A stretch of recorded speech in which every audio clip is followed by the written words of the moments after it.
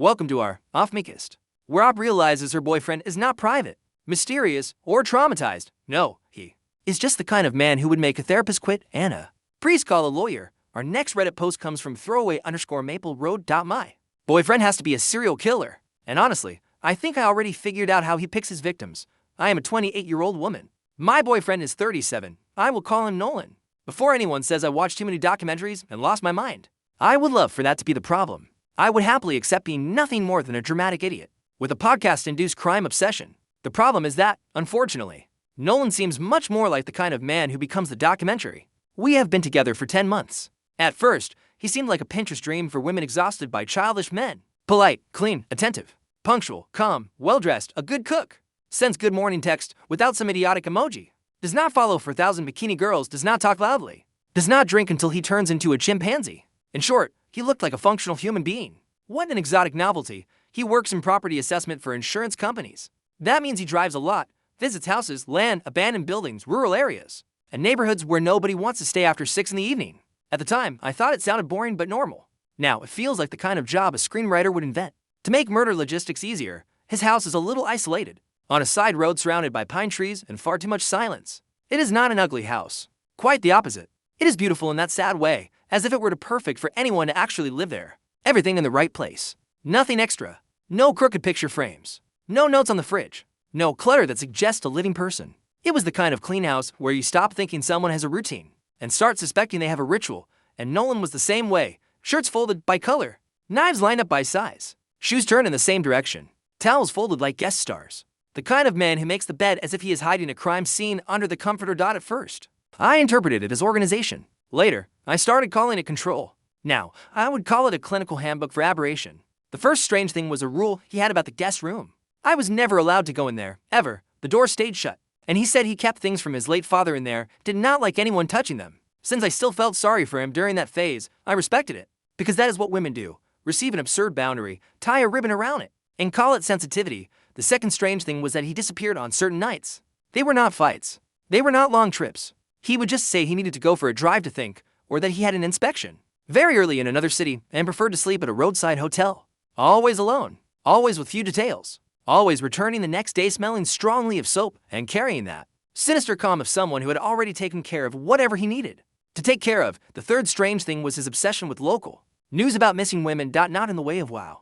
That is so sad. That would be the default behavior of a person with a heart. Nolan was interested in it technically, like an engineer, like someone evaluating product performance. He would comment on details that had not even appeared in the first news reports. Sometimes he said things like, "She must have known the attacker," or "This feels more like restraint than impulse." Restraint. Look at the word this bastard chose. Normal people say crime. A psychopath talks like he is reviewing an equipment manual. One time, I asked why he knew so much about these things. He laughed and said, "I watched too many movies and he just paid attention." Yes, of course. And the shark just swims a little faster than the other fish. After that, I started noticing patterns. Not because I wanted to, because my whole body was already uncomfortable around him. Even while my mind was still trying to make excuses. A woman's body usually gets to the truth long before her ego accepts that maybe she chose a man who climbed straight out of hell with good manners. Every time a woman disappeared in a city within a 2-hour radius, Nolan had some strange movement in the days before or after. A nighttime drive, the inside of the car cleaned, a sudden mood shift, no patience if I asked too many questions. Once he came back with a shallow cut on his hand, said he had broken a glass in a hotel. What curious bad luck. Some men trip over honesty. Mine, apparently, tripped over crime scenes, but things really started to stink 3 weeks ago. I was at his house while he was in the shower. My phone had died, so I went to get a charger from his office because he said there was one in the desk drawer. The first drawer was empty. The second had insurance papers and bills. The third was locked. That already irritated me, because nobody locks the desk drawer in their own office unless there is something inside they do not want their girlfriend to see. And no, it was not a birthday gift, because no man protects a present with the emotional discipline of a kidnapper. That day I let it go, but I started paying closer attention to the house. And once you see a crack in the wall, that is it. You stop seeing the wall and start seeing the crack. In the laundry room, there was a high shelf with labeled plastic bins, tools, winter, files. There was a fourth bin with no label, heavy. He saw my eyes land on it and immediately shut the laundry room door. Said I did not need to dig through everything. I had not even touched it. But it was interesting how quickly he defended himself against an accusation I had not even made. Then came the moment that made me stop calling this a feeling. I was in his car, alone, waiting while he bought coffee at a convenience store. And I saw an earring in the gap between the passenger seat and the door. Small, gold, with a dark blue stone. I picked it up because I thought it might be mine. It was not, but I had seen that earring before, 2 days earlier. On the wall of a small grocery store, there had been a missing person poster. A 32-year-old woman named Elise Turner. Open smile, brown hair, and one of the photos she was wearing that exact earring. The same one. Blue stone. Teardrop shape. I remember because I thought it was beautiful and even mentally commented that it looked far too elegant to die at the hands of some idiot. I froze right there in the car. When Nolan came back with the coffees, I had already slipped the earring into my pocket. I said nothing. He got in, handed me a cup, smiled with that polished little smile of his, and asked if I was okay. I said yes. It was the first time I lied to him without feeling guilty. That night, I went looking for the article about the missing woman. There were updates. Elise had last been seen leaving a restaurant about an hour from there. She got into her own car. She was never seen again. Her family said she was extremely cautious, did not use dating apps, and did not usually change her routine. Excellent. So, she was exactly the kind of woman a methodical psychopath likes to study. Because sick men love turning female caution into a personal puzzle. I started putting everything together. I made a list in my phone's notes app with dates of disappearances, nights when Nolan vanished, cities where he said he was working, and little details that had once seemed merely weird. The number of coincidences got too big for me to keep using the word coincidence without feeling embarrassed. So I did something that will probably make half of Reddit call me insane, and the other half call me a hero. I went back to his house when I knew he was in another city, and I searched. His spare key was in a metal box on the porch behind a flower pot. Yes, I knew where it was. Not because he told me. Because Nolan was the kind of man who thought hiding something well was the same as hiding it forever.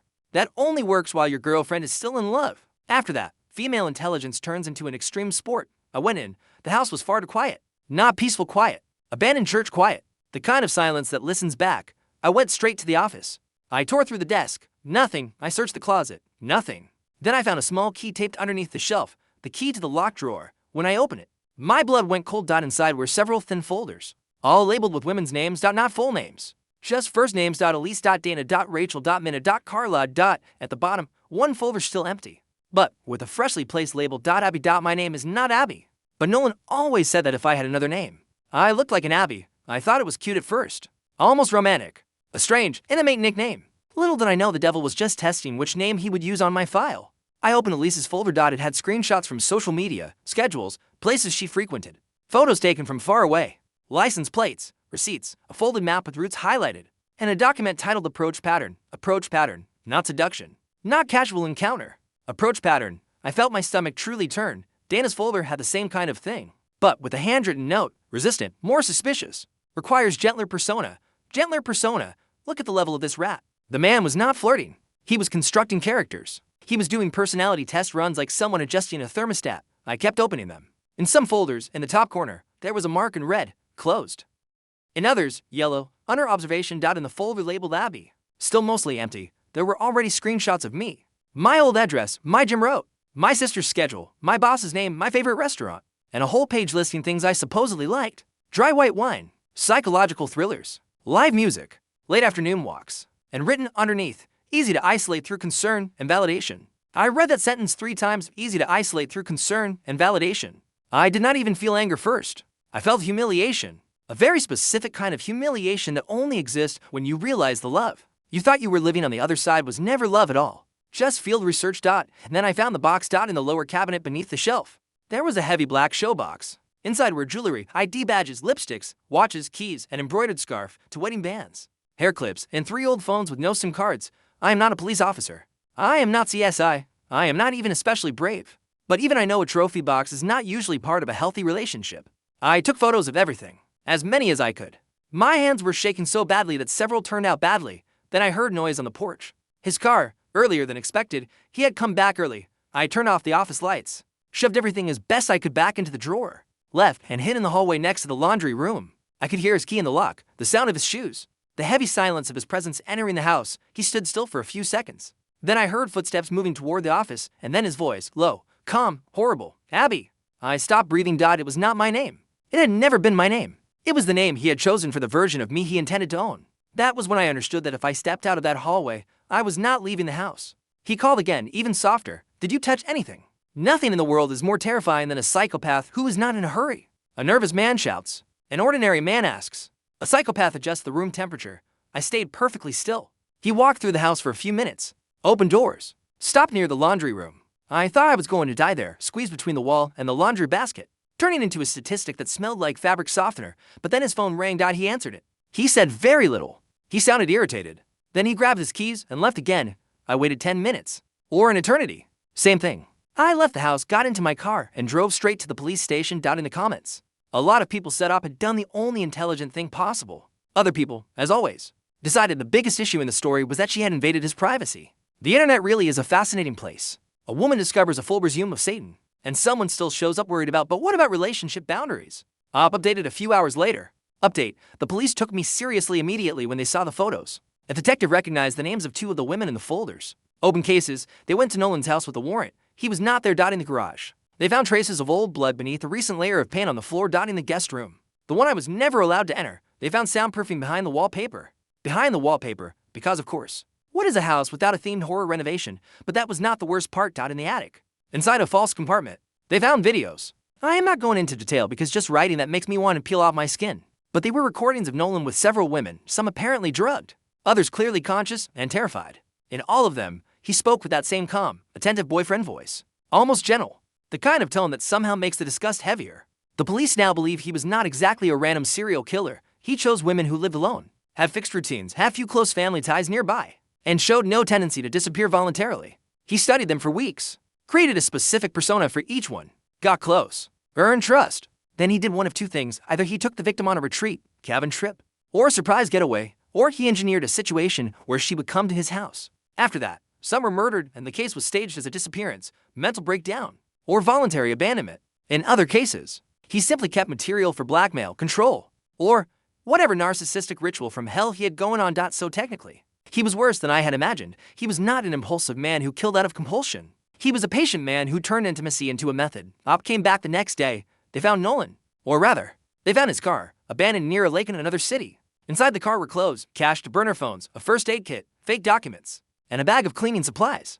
Because apparently even while fleeing, the Prince of Hell still wanted organization. It must be hard to run from the police and your own monstrosity without sorting everything by category. But Nolan was not in the car, and this is where the story gets worse. The police discovered that he had rented a small fishing house months earlier under a false name. They went there. They found a woman alive. She was locked inside an improvised room behind a false wall in the pantry. Malnourished, sedated, and with marks on her wrists. She had disappeared 6 days earlier. 6 days. While I was still arguing with my own brain over whether he was just weird, a woman was rotting behind a wall in a rental property leased by a psychopathic boyfriend. With a talent for theater, the police now believe he tested captivity before deciding the final outcome. As if women were rehearsals. As if my entire gender were an emotional laboratory for trash in human form. I cried in front of the detective when I heard that. Not out of delicacy. I cried because my body finally understood that I had gotten out of his house by minutes.